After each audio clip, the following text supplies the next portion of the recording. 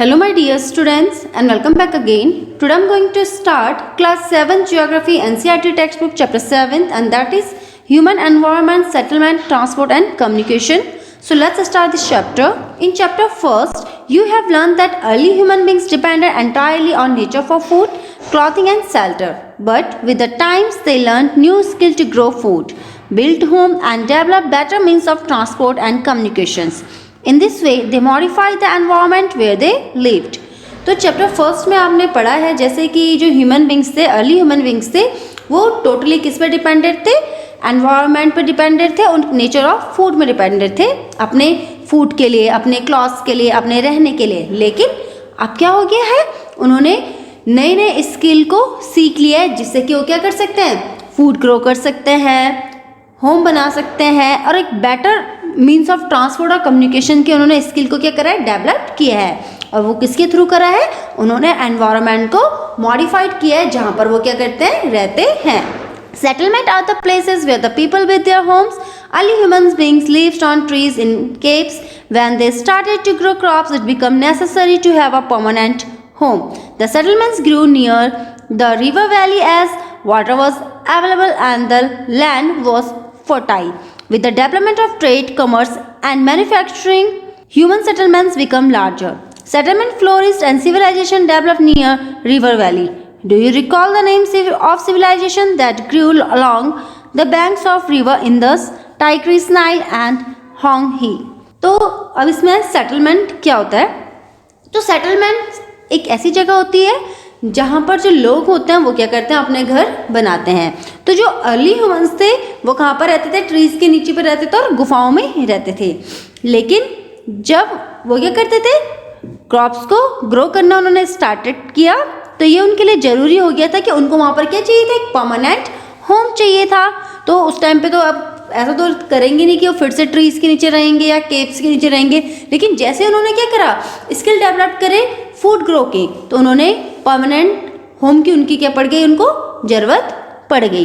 तो जो ये सेटलमेंट था ये ज़्यादातर कोशिश करते थे कहाँ पर हो, रिवर वैलीज में हो, क्योंकि रिवर वैलीज में क्या होगा, वाटर क्या होगा, अवेलेबल होगा और वहाँ की जो लैंड होगी वो कैसी होगी, फर्टाइल होगी. और जो क्रॉप्स होते हैं, क्रॉप्स के लिए वाटर क्या है, वेरी एसेंशियल है. तो इसमें बताया गया है कि जो डेवलपमेंट ऑफ ट्रेड है, जो कॉमर्स है, मैन्युफैक्चरिंग है, ह्यूमन सेटलमेंट है, ये क्या है, एक बड़ा सेटलमेंट और सबसे बड़ा क्या है, ये सिविलाइजेशंस है. और क्या आपको पता है कोई नेम सिविलाइजेशन का जो कि बैंक ऑफ रिवर में हो, और वो कौन कौन से हैं, वो है इंडस, टाइग्रिस, नाइल एंड हांगवी. Settlements can be permanent or temporary. Settlements which are occupied for a short time are called temporary settlements. The people living in deep forest, hot and cold desert and mountains often dwell in such temporary settlement. They practice hunting, gathering, shifting, civilization and transhumance. However, more and more settlements today are permanent settlements. In these settlements, people build homes to live. तो जो ये settlements हैं, settlements कैसे हो सकते हैं, permanent भी हो सकते हैं और टेम्पररी भी हो सकते हैं. तो ऐसे सेटलमेंट जो कि छोटे टाइम तक ऑक्यूपाइड हो उसको हम टेम्पररी सेटलमेंट कहते हैं. और जो ये सेटलमेंट है कहाँ होते हैं, फॉरेस्ट के बीचों बीच होते हैं, जंगलों के बीचों बीच होते हैं और हॉट और कोल्ड डेजर्ट में भी होते हैं, माउंटेन्स में भी होते हैं, जहाँ पर क्या होता है, कुछ ड्वेल्स, कुछ गड्ढे खोदे जाते हैं किस चीज़ के लिए, टेम्पररी सेटलमेंट के लिए. और यहाँ पर किस चीज़ की प्रैक्टिसाइजिंग वो करते हैं, हंटिंग की, गैदरिंग की, शिफ्टिंग, कल्टीवेशन की एंड ट्रांसमिनेंस की. तो जो आज की डेट में जो परमानेंट सेटलमेंट है, तो परमानेंट सेटलमेंट वो है जहाँ पर लोगों ने क्या बनाए हैं, अपने घर बनाए हैं रहने के लिए. It was Mary's birthday party. She and her friends were walking for Gurpreet to arrive so that Mary could cut the cake. At last Gurpreet arrived, tired, coughing and wheezing. She explained that the traffic jam was terrible. Mary's mother, Mrs. Thomas, patted Gurpreet back and sighed, "Oh, the pollution in our city." Prashad had recently come from his place. He asked, "Why do we have such traffic jams and such pollution in the cities?" The number of vehicles is increasing day by day due to the growing population in the cities. Mary's father, Mr. Thomas, replied. Mary asked, "Then why are people coming to the cities?" Her mother replied, "They come looking for jobs, better education and medical facilities." तो इसमें एक girl है, उसका नाम Mary है, उसकी birthday party है। तो वो और उसके जो फ्रेंड है वो किसका वेट कर रहे हैं? गुरप्रीत का वेट कर रहे हैं। और जब गुरप्रीत आएगा तो मैरी क्या करेगी? बर्थडे केक को कट करेगी। तो जब गुरप्रीत वहाँ पर आता है, मैरी के होम पे आता है, तो जो गुरप्रीत तो बहुत ज़्यादा थका हुआ होता है, उसे बहुत ज़्यादा कफ होता है, वीजिंग होता है। तो वो एक्सप्लेन करती है कि वहाँ पर क्या था, बहुत ज़्यादा ट्रैफिक जैम था, और जो ट्रैफिक जैम था वो बहुत ज़्यादा टेरिबल था। तो जो मैरी की मदर होती है मिसेस थॉमस, तो वो क्या करती हैं? गुरप्रीत की बैग को क्या करती हैं? उसको साइड करती है, उसको थपथपाती हैं, उसको रब करने का काम करती हैं। कहती है उफ, जो पॉल्यूशन है हमारे सिटी का वो क्या हो गया, बहुत ज़्यादा बढ़ चुका है। जो प्रसाद है ये कौन है, ये क्या है? इसी टाइम पे क्या होता है, कुछ ही टाइम पहले ये विलेज से आया था। तो पूछता है कि ऐसा क्यों है, ऐसा ट्रैफिक जैम्स और ये पॉल्यूशन यहाँ पर क्यों है इतना ज़्यादा। तो जो उसकी मदर होती है मिसेस थॉमस, वो कहती है कि यहाँ पर क्या व्हीकल्स क्या है, बहुत ज़्यादा इंक्रीज है, और जो कि क्या बढ़ा रहा है सिटीज़ में, पॉल्यूशन को बढ़ा रहा है। तो जो मैरी के फादर है वो मिस्टर थॉमस है, वो रिप्लाइड करते हैं। और जो मैरी है वो पूछती है कि जो लोग हैं वो यहाँ पर क्यों आते हैं। तो उसकी जो मदर है मिसेस थॉमस, वो कहती हैं कि लोग यहाँ पर किस चीज़ के लिए आते हैं? एक अच्छी सी जॉब के लिए आते हैं, अच्छी सी पढ़ाई के लिए आते हैं, और किसके लिए आते हैं? मेडिकल फैसिलिटीज़ के कारण सिटीज़ में आते हैं। Mary further inquired, if so many people keep coming to the cities, where will all the people live? Mr. Thomas said, that is why you see so many slums and squatter settlements where people stay in congested and unhygienic conditions. Shortage of power and water supply are common problems in the cities. Prasad said, our place may not have a big cinema hall, well-equipped school and good hospitals, but we have a lot of open spaces and fresh air to breathe in. When my grandfather was sick, we had to rush him to the city hospital. तो जो प्रसाद है, तो जब वो जानता है कि यहाँ पर लोग किस चीज़ के लिए आते हैं, एक बेटर एजुकेशंस के लिए, जॉब्स के लिए, फैसिलिटीज़ के लिए, तो जो मैरी है वो थोड़ा सा इंक्वायर्ड होती है, कुछ पूछती है कि जब इतने सारे लोग यहाँ पर आएंगे सिटीज़ में, तो वो कहाँ पर रहेंगे। तो जो थॉमस होगा वो बताता है कि वो लोग यहाँ पर आते हैं, और तब यहाँ पर क्या होता है, जो स्लम्स, जो स्क्वैटर है, सेटलमेंट अपना यहाँ पर बनाते हैं, और इससे क्या होता है, यहाँ पर अनहाइजीनिक कंडीशंस भी अप्लाइड होती है, और यहाँ पर जो शॉर्टेज ऑफ पावर भी क्या होता है, शॉर्टेज हो जाता है, वाटर सप्लाई भी यहाँ पर क्या हो जाती है, इनकी प्रॉब्लम भी कॉमन हो जाती है। क्योंकि सिटीज़ में बहुत सारे जब लोग रहने के लिए आएंगे, तो ऑब्वियस सी बात है कि जो हमारे रिक्वायरमेंट है वो क्या होंगे, इंक्रीज भी होंगे, और जो हमारे पास जो फैसिलिटी है हम उनका यूज़ भी ज़्यादातर करेंगे। तो जैसे पावर है, वाटर है, इनकी सप्लाई क्या हो जाएगी, जब कॉमन हो जाएगी तो इनमें शॉर्टेज भी होगा। तो जो ये शॉर्टेज है इसकी प्रॉब्लम क्या हो जाएगी, कॉमन सी हो जाएगी। तो प्रसाद है वो कहता है कि भले मेरे गांव में एक बड़ा सा सिनेमा हॉल नहीं है, मेडिकल फैसिलिटी अच्छी नहीं है, एक वेल स्कूल नहीं है, लेकिन मेरे गांव में बहुत ज़्यादा स्पेस है, ओपन स्पेस है, और फ्रेश एयर है जिसको कि हम एज अ ब्रीथ लेते हैं। और मेरे जो ग्रैंडफादर हैं, जब वो सिक हुए थे तो हम कहाँ भागते चले आते हैं, सिटीज़ के हॉस्पिटल में, यानी कि शहरों के अस्पताल में। From the above conversation, we can identify two different pictures of settlement, the rural and the urban settlements. The place are rural settlement where people are engaged in activities like agriculture, fishing, forestry, craft work and trading, etc. Rural settlement can be compact or scattered. A compact settlement is a closely built area of dwelling wherever flat land is available. In a scattered settlement, dwelling are spaced over an extensive area. This type of settlement is mostly found in hilly tracts, thick forests and region of extreme climate.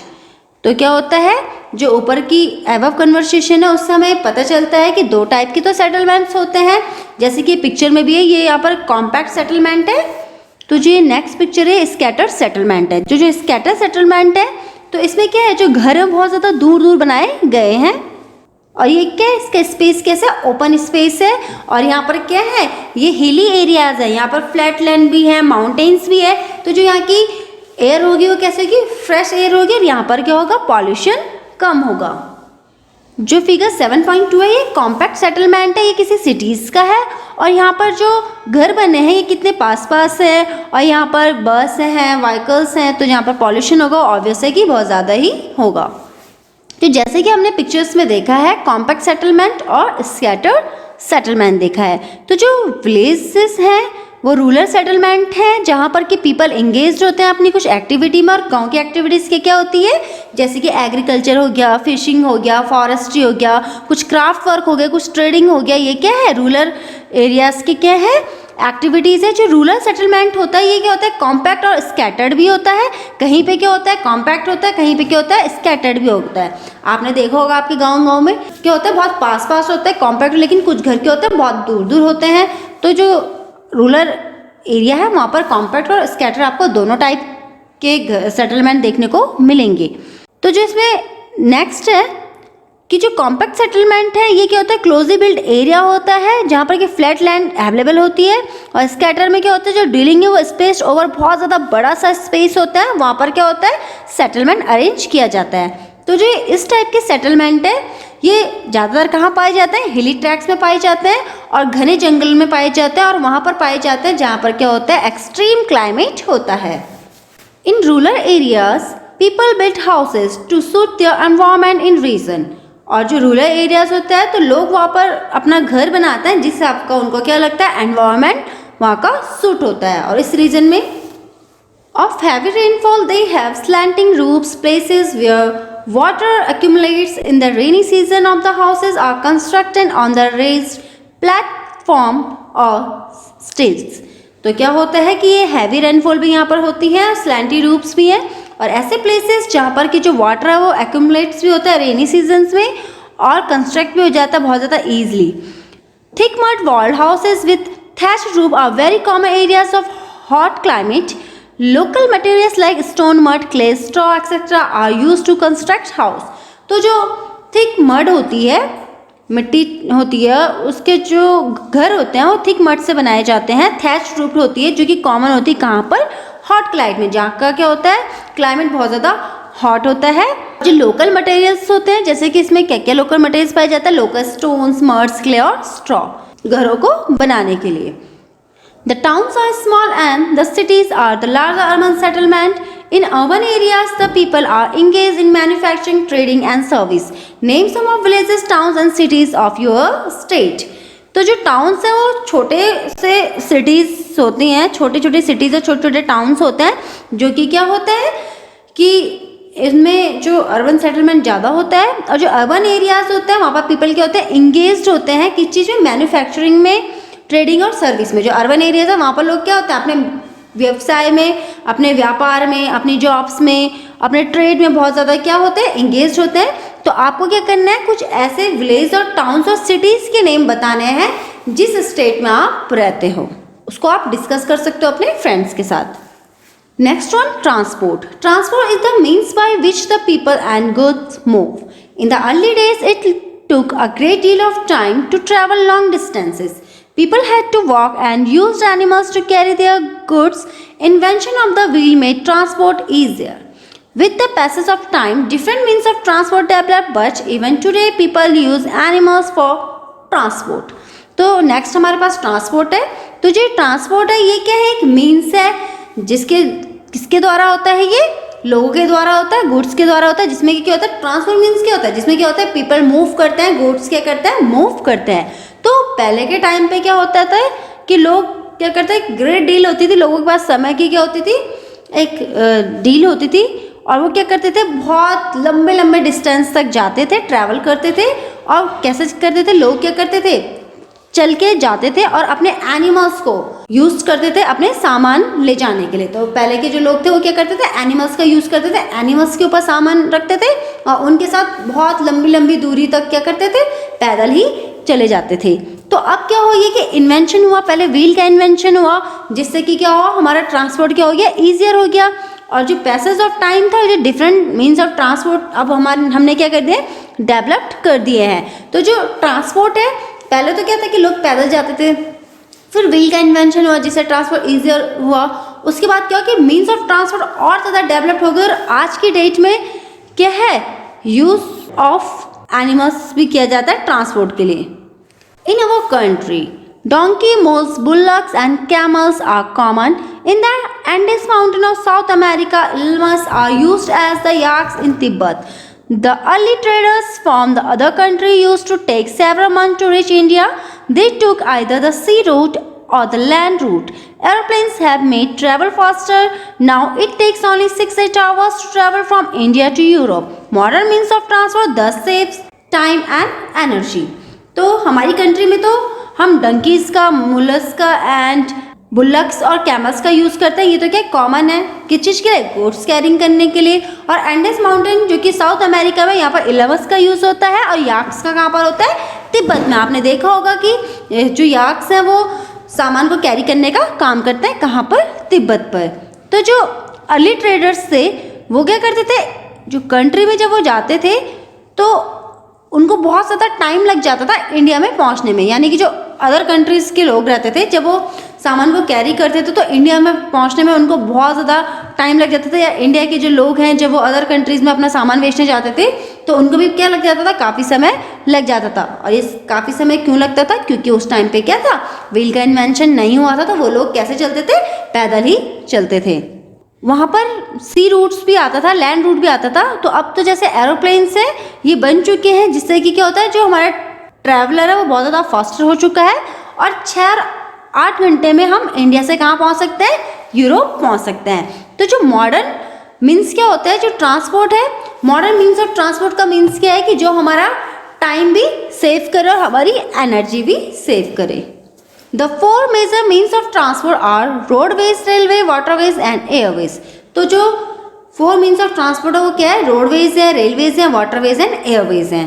First one is roadways. The most commonly used means of transport, especially for short distance, are roads. They can be melted and unmelted.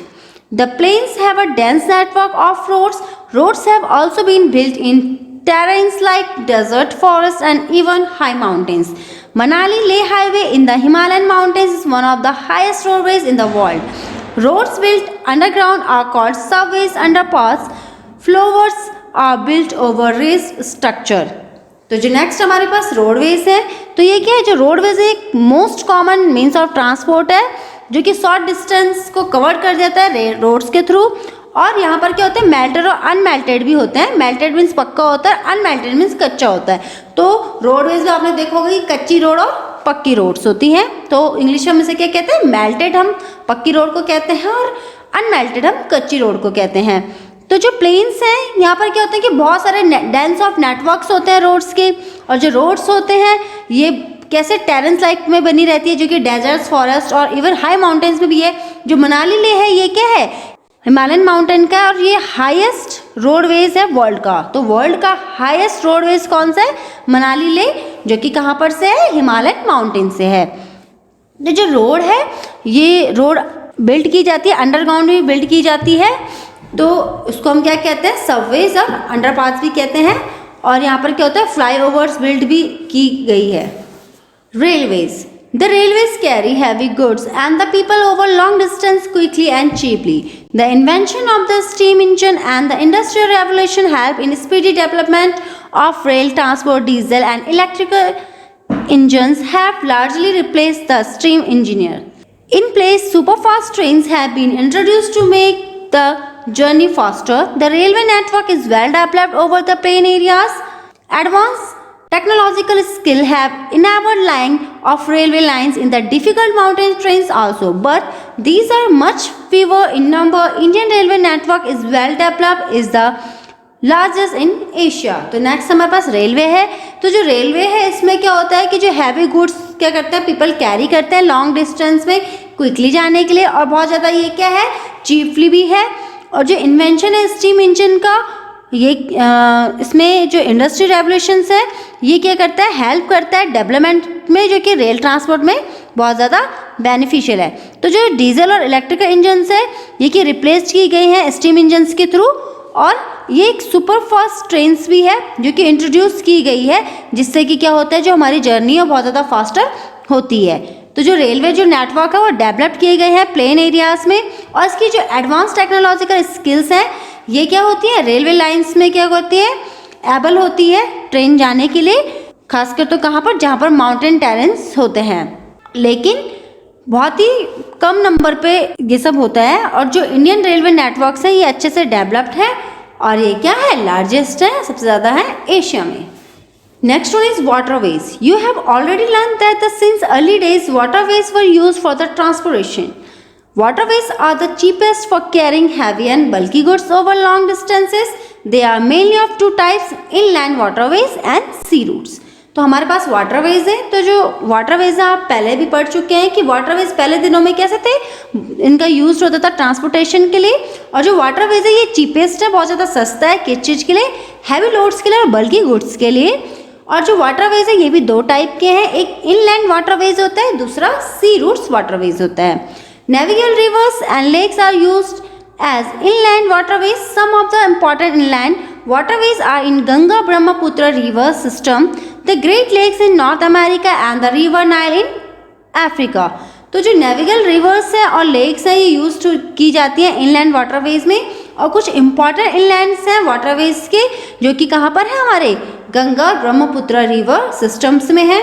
जो great lakes है वो कहाँ पर है, North America, और Nile जो river है वो कहाँ पर है, अफ्रीका में है।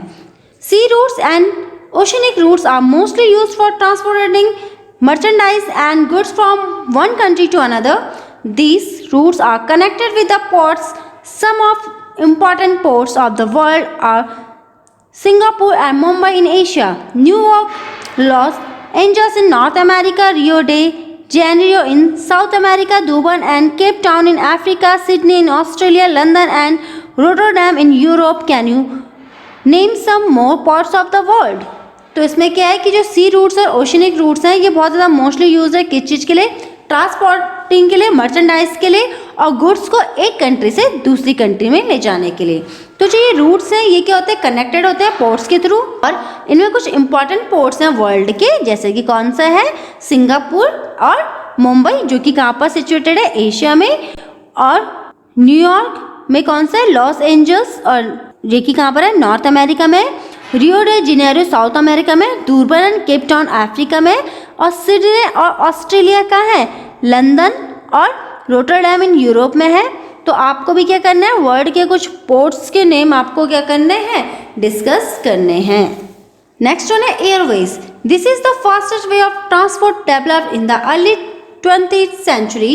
It is also the most expensive due to the high cost of fuels. Air traffic is advertised affected by the bad weather like a fog and storm. It is the only mode of transport to reach the most remote and distant areas, especially where there are no roads and railways. Helicopters are extremely useful in the most inaccessible areas and in time of calamities of rescuing people and distributing food, water, clothes and medicines. Some of the important airports are Delhi, Mumbai, New Delhi and New York, London, Paris, Frankfurt and Cairo. तो next हमारे पास Airways है। तो Airways से हमारे पास aeroplane and helicopter uses है means of transport में। और जो ये है एयरवेज है ये फास्टेस्ट डेवलप्ड ट्रांसपोर्ट सिस्टम है 20th सेंचुरी का। और ये बहुत ज़्यादा महंगा भी है क्योंकि इसमें जो कॉस्ट ऑफ फ्यूल्स है वो हाईली रिकमेंडेड होती है। और जो एयर ट्रैफिक होता है वो एडवर्सली अफेक्ट करता है किस चीज़ को, जो एयर ट्रैफिक है उसको क्या इफेक्ट करेगा, bad weather like a fog और स्टॉर्म्स उसको क्या करेगा, इफेक्ट करेगा। तो ये ओनली एक मोड ऑफ ट्रांसपोर्ट है जिससे कि हम क्या कर सकते हैं, बहुत जल्दी ही कोई डिस्टेंस क्या कर सकते हैं, कवर कर सकते हैं। और इतनी जल्दी कोई रोड्स और रेलवे भी नहीं कर सकती। तो जो हेलीकॉप्टर है ये बहुत ज़्यादा यूज़फुल भी है आज की डेट में।